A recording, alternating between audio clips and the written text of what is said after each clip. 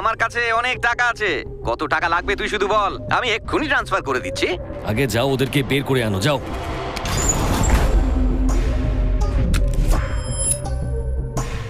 আব্বাস, বলুন স্যার। তোমার ভাই ইরফানকে যে কাজটা দিয়েছিলাম সেটা করতে পারেনি। সেটা আমি করে দেব।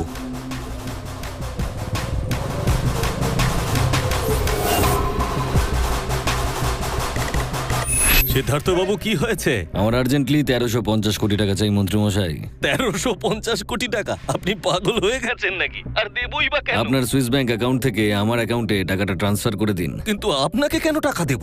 ব্যাংক ডিটেল পাঠিয়ে দিয়েছি, আমি দেব না। তার সাথে একটা ভিডিও পাঠিয়ে দিয়েছি। আগে সেটা দেখুন, তারপরে সিদ্ধান্ত নিন।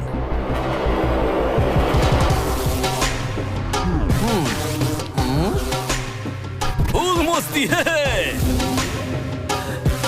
ঠিক আছে, ঠিক আছে, আমি পাঠাচ্ছি।